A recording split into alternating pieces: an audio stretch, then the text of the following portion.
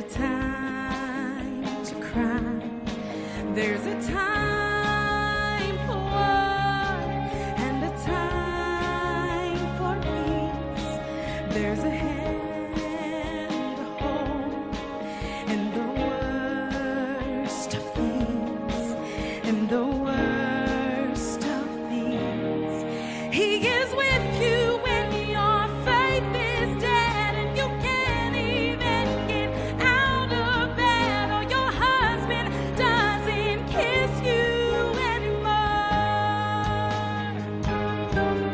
He is with you when your baby's gone and your house is still and your heart's a stone, crying, God, what'd you do that for? He's with you.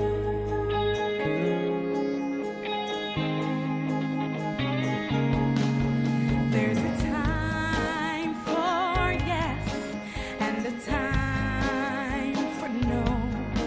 There's a time to be angry and a time to let it go. There's a time to run and a time to face it.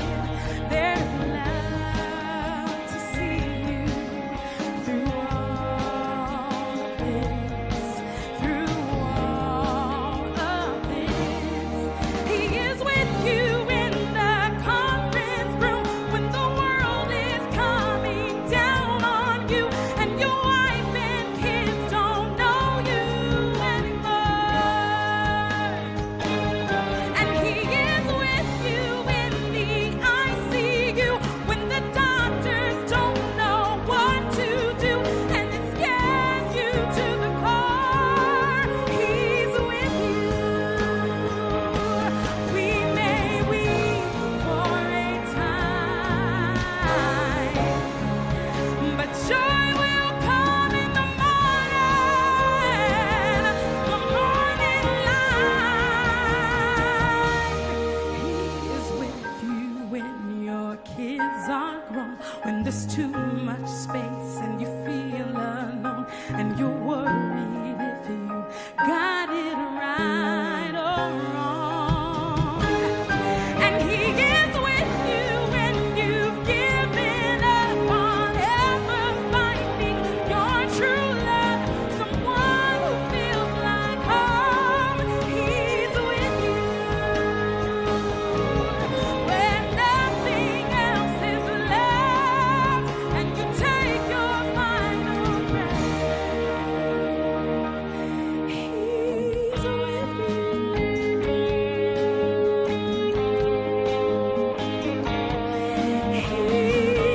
He's with you.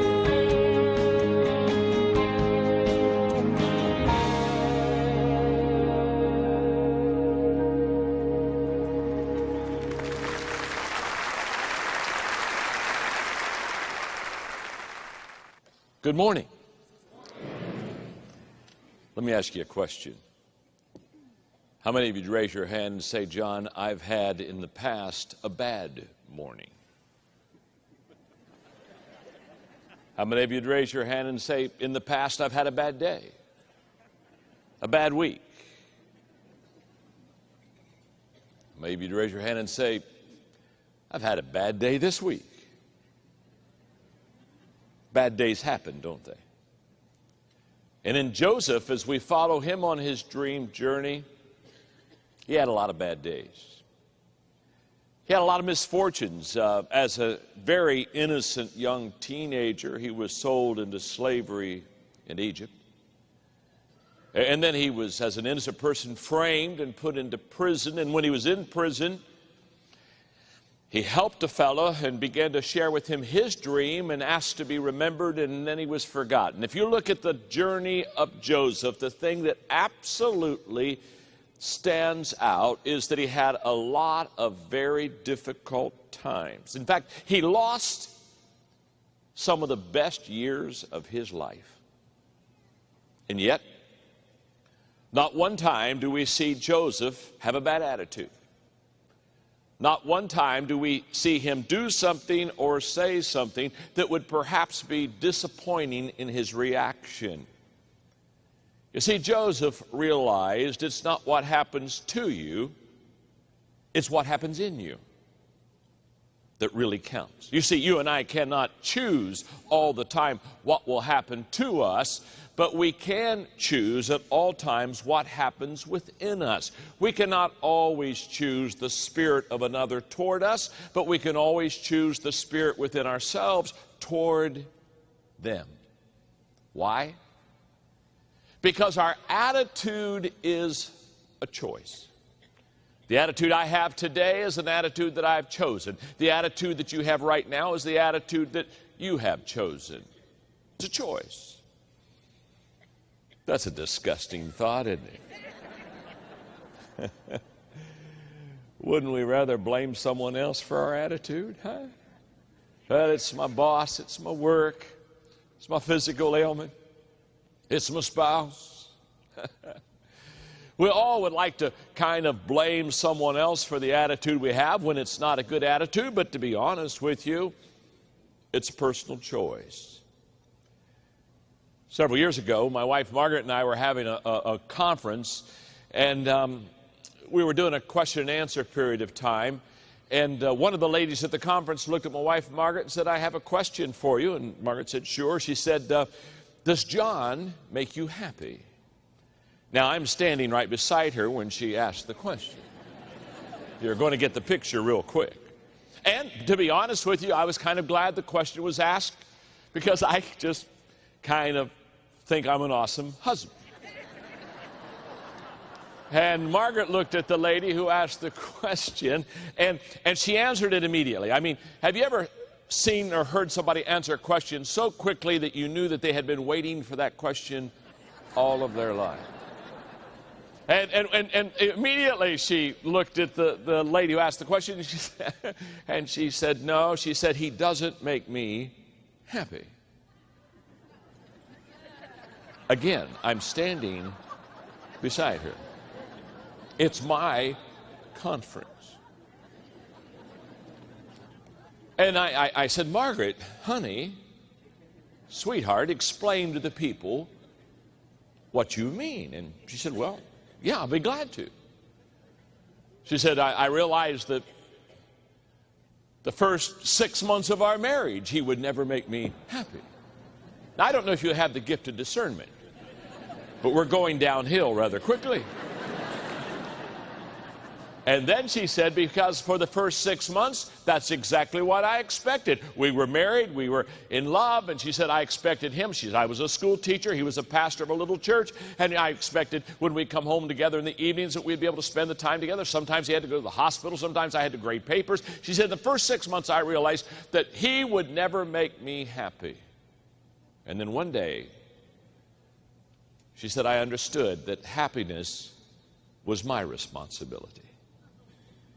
She says, I realize that if I'm going to be happy, it's a choice that I have to make, and other people can't make me happy. Other people can't choose or form my attitude. I choose it myself. And then she said, and when I made that decision that attitude was a choice and I would make myself happy, then she said, now John adds immeasurably to my happiness.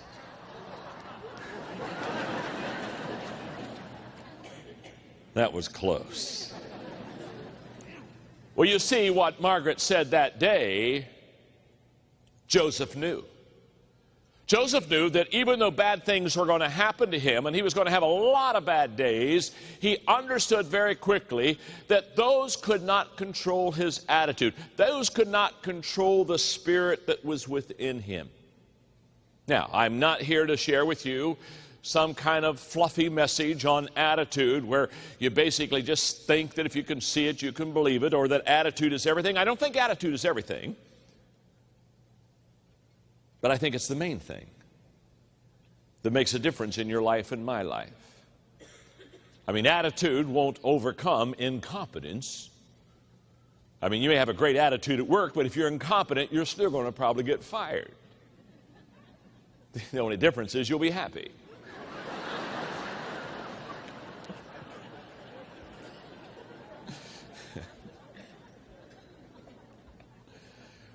And as we watch the dream journey of Joseph, there are three things that just stand out to me in this story that I want to share with you as we follow his life that helps us to understand how to do the right things when things turn out wrong. Number one, he added value to others. While things were going badly for Joseph, he invested in others and he continued to add value to their lives. Instead of being consumed with what was wrong with his life and what was not going well in his life, he said, instead of that, I'm going to think of others and I'm going to add value to their life. Let me give you two examples as I read some scripture. Potiphar. Here's an example. Joseph ended up living in the home of the Egyptian master, and his master recognized that God was with him and saw that God was working for good in everything that he did. And he became very fond of Joseph, and he made him his personal aide. In fact, he put him in charge of all of his personal affairs, turning everything over to him. And from that moment on, God blessed the house of the Egyptian, all because of Joseph. The blessing of God spread over everything that he owned and in the fields, and all Potiphar had to concern himself was eating 3 meals a day. Joseph did such a good job adding value to Potiphar that he didn't have major concerns. When Joseph was in jail, here's the response of the jailer to Joseph. The head jailer put Joseph in charge of all the prisoners. He ended up managing the whole operation, and the head jailer gave Joseph free rein, never even checked on him, because God was with him. Whatever he did, God made sure that it worked out for the best. As you go through the life of Joseph, you can see whether it's the cupbearer's life, the jailer, Potiphar, Pharaoh, Egypt, even Joseph's family, what you see is examples of somebody who constantly invested in others. Isn't it interesting? While Joseph's dream did not seem to be coming true over the years, he invested in helping others with their dream. Again, the natural tendency for all of us is to pull back and to kind of withdraw and go inside of ourselves when difficult times come and kind of think of ourselves and our bad situation and how difficult it is. But Joseph is teaching us in this dream journey that what we do when we're going through difficult times is to forget ourselves and to invest in others and add value to them. Now, there are 4 ways to add value to people. In my life of adding value to people, I have discovered, number one, if you want to add value to people, you must value people. It's impossible to add value to people that you don't value. In fact, if I devalue you, if I don't think much of you, if I don't think highly of you, then I'm not going to invest in you. I'm not going to add value to you. In fact, to be honest with you, I'm going to withdraw that investment. I have a nonprofit organization, Equip, that trains leaders in over 100 countries. And we're a lot of times in developing countries, and one of the tendencies I find many times in those countries is leaders who kind of devalue their people and kind of live for the best for themselves and not for the best of others, not understanding the leadership responsibility. Well, if I'm going to add value to you, the first thing I must do is I must value you. When I was given the privilege of coming to the Crystal Cathedral and having a little part in helping Dr. Schuller, I wanted to do it immediately, Dr. Schuller, because I value you so much. I value who you are. I value what you stand for. I value what you have taught. I value the principles I've learned from you. And when you value somebody, you want to invest in their life and add value to them. Now, secondly, you add value to people when you know and relate to what they value. Isn't it interesting how Joseph always said, tell me about your dream. Open your heart to me. Let me listen to you. What was Joseph doing? He was finding out the things that were closest to their heart and the things that were closest to their mind. He was adding value to them by knowing and relating to what they value. Thirdly, we add value to people by making ourselves more valuable. As we get better, we're able to help more people. So as we improve, Now we have the potential of helping others improve. And finally, we add value to others by doing the things that God values.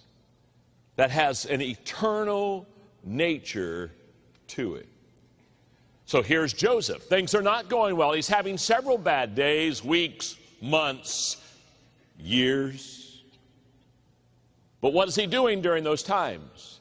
He is investing in others. He's adding value to their lives.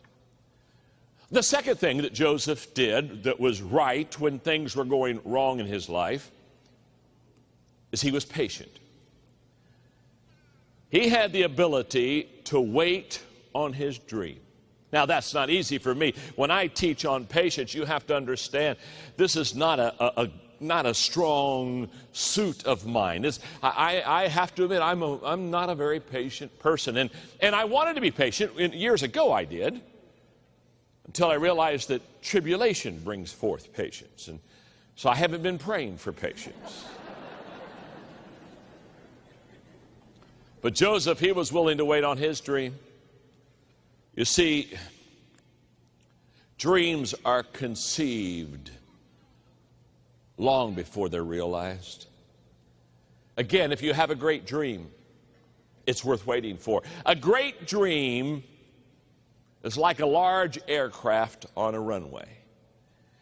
If you have a large aircraft on a runway, if you have a large dream, it takes a long time for you to ramp enough speed up for that plane to get in the air. You see, you don't do it on a short runway. You've got to have a long runway. Now, if you've got a real little dinky plane, just like if you have a real little dinky dream, you can get that up real quick. I know some people, they have helicopter thoughts.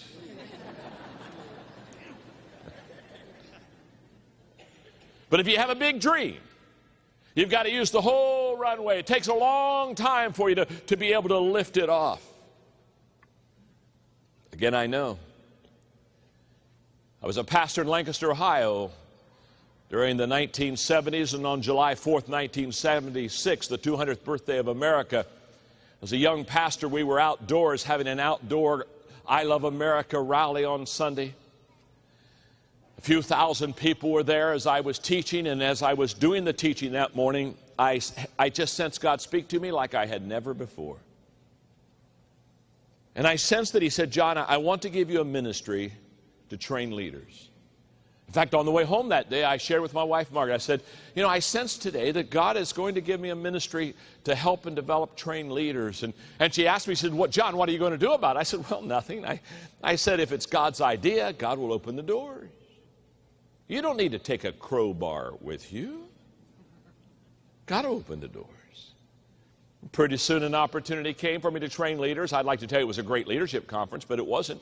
I didn't know that much about leadership, and not very many people knew about me, and so we had 17 in Kansas City.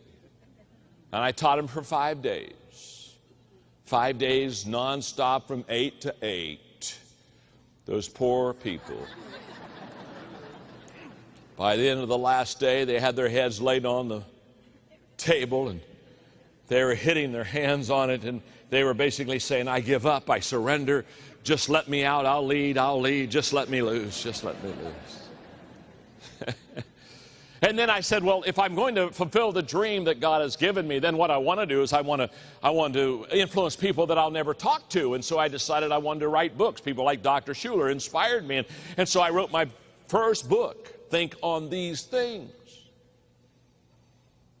Only 100 pages. Took me a year to write it. 33 chapters. That's 3 pages a chapter. In fact, a lady came up recently and had that book and said, oh, this is the first book you ever wrote. Would you sign it? I said, well, I'll be glad to sign it. But I said, honestly, it's my first book. It's not really good. Oh, she said, I love it. I love this book. I said, well, what do you love about it? I never heard anybody say that about that book. She said, oh, I love the short chapters. She said, I just love those short. She said, oh, where did you ever think of just putting real short chapters together? I said, lady, it was my first book. In fact, to be honest with you, that three pages was about as good as it could get. In fact, some of the chapters are 2 pages too long. But the dream expanded, and the books began to cross over and go into the corporate and the secular community. And I began to say, well, God's enlarging my borders. And then 12 years ago, I began to have the opportunity to speak internationally, which was really on my heart. And we began this organization called Equip that now has become an amazing, amazing ministry. We're in over 100 countries, 47 different languages. And in 1976, I had the dream to train leaders. And in 2006, 30 years later, we had, through Equip, trained 1 million leaders internationally.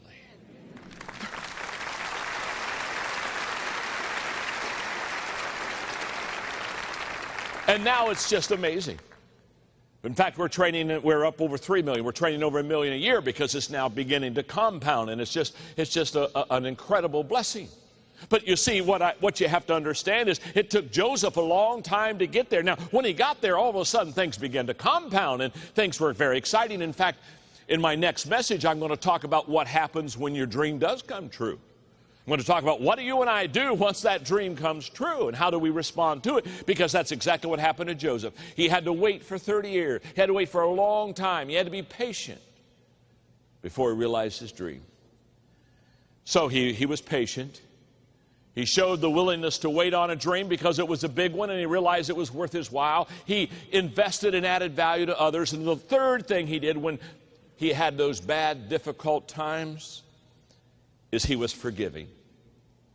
He learned that no matter what somebody did to him, that the greatest way to rise above ill will and things that are difficult is to have a forgiving spirit. And the story I'm going to read now is very touching to me. It's when Joseph's brothers have come to Egypt because of the famine. He is now second in command. He is a ruler over Egypt. His brothers don't realize it's Joseph, and they're in desperate financial, physical conditions. And Joseph is about to reveal himself to them. So listen to the language as I share it with you. Joseph couldn't hold himself any longer. He cried out to his attendants, "Leave, clear out, everyone leave." So there's no one with Joseph when he identified himself to his brothers, but his sobbing was so violent that the Egyptians couldn't help but hear him. In fact, the news was soon reported to Pharaoh's palace. And Joseph spoke to his brothers, "I am Joseph. Is father really alive?" But his brothers couldn't say a word. They were speechless. They couldn't believe what they were hearing or seeing. And Joseph said to his brothers, "Come closer to me." And they did. He said, "I am your brother Joseph, whom you sold into Egypt. But don't feel badly. Don't blame yourselves for selling me. God was behind it. God sent me here ahead of you to save lives. There's been a famine in the land now for 2 years. The famine's going to continue for 5 more, neither plowing nor harvesting. God has sent me on ahead to pave the way and make sure that there was a remnant in the land to save lives in an amazing act of deliverance. So you see, it wasn't you who sent me here, but God. He sent me to this place. He put me in charge. He made me the ruler of Egypt." Then Joseph threw himself on his brother Benjamin's neck and wept. And Benjamin wept on his neck. He then kissed all of his brothers and wept over them. And only then were his brothers able to talk with him. Forgiveness is not forgetting. We hear people sometimes say, "Well, I forgive you and I'll forget." No. Forgiveness is not forgetting. We don't forget.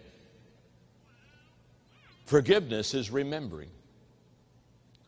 Forgiveness is remembering what has been done to us and be willing to choose to forgive a person for it. My friend, only God can change a life and forgive sin.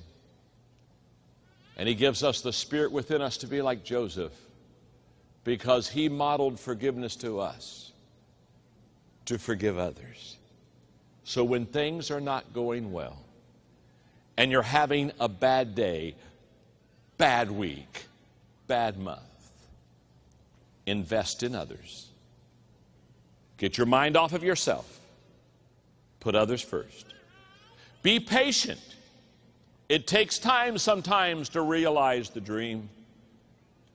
And always have a spirit of forgiveness, because that spirit will let you soar on high and be the person that God intended you to be. God bless you.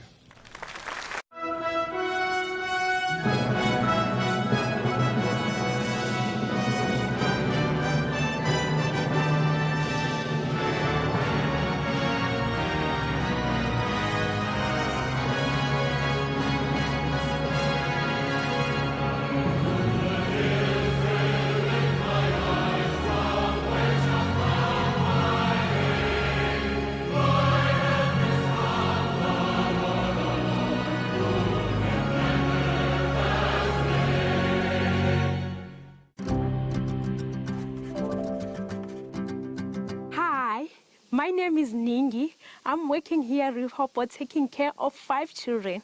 I would like to thank you guys for sponsoring with the hearts of children. It's been a blessing for us. Thank you.